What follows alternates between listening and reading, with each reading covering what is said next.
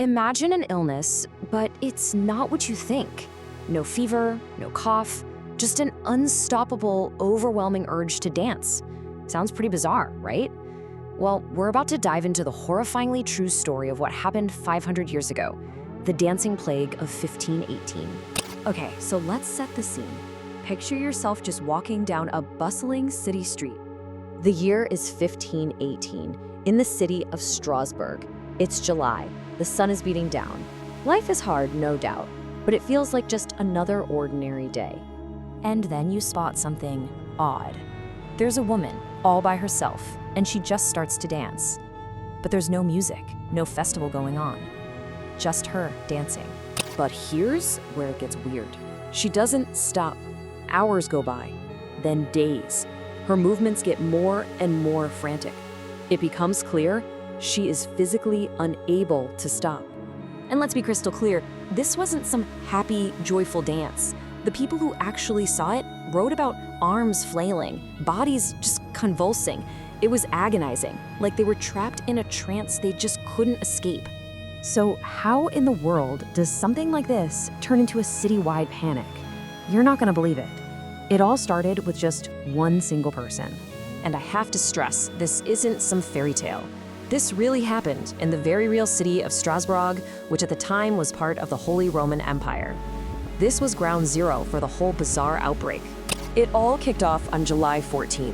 A woman, who history remembers as Frau Trofia, just walked out of her house and started to dance.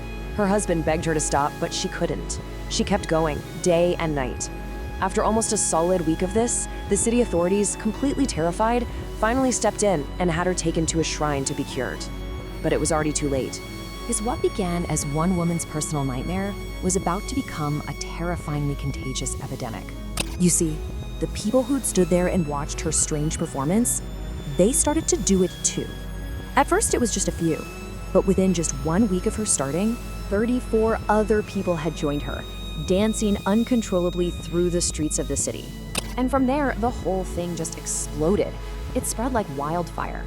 By August, the entire city was in a state of absolute panic as the number of dancers grew and grew. At its peak, a staggering 400 citizens were caught up in this mania.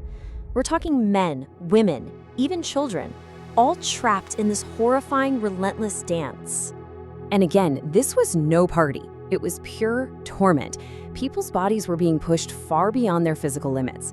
Eyewitnesses wrote that the dancers were screaming for mercy as their feet swelled and bled. They were prisoners inside their own skin. So what did the city leaders do to handle this crisis? Well, they came up with a plan that was so spectacularly wrong, it actually made everything much, much worse. The city council brought in physicians who basically said, nope, this isn't supernatural. They diagnosed it as a natural disease caused by hot blood. And their prescription? The only way to get better was to dance it out. Seriously. So they built a huge stage, opened up the guild halls, and even hired musicians to keep the party going, thinking this would help everyone recover faster. It backfired horribly. This cure was a death sentence. Turning it into a public spectacle just encouraged more people to fall into the hysteria. At its height, up to 15 people were dying every single day from heart attacks, strokes, and just sheer brutal exhaustion. So what had started as a bizarre curiosity was now a full-blown public health catastrophe. Their well-meaning cure had become an engine of death, and the city was completely gripped by fear. For 500 years, this event has absolutely baffled historians. I mean, what could possibly cause hundreds of people to dance themselves to death?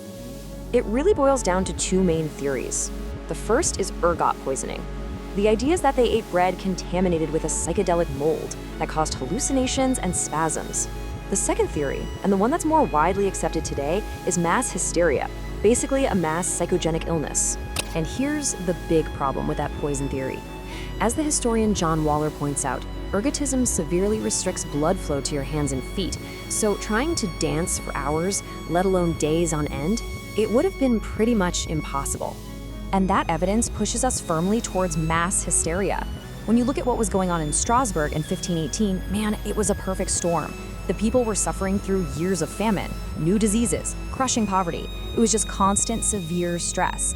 And crucially, they all shared this powerful belief in a saint, Saint Vitus, who they believed could curse people with an uncontrollable deadly dance.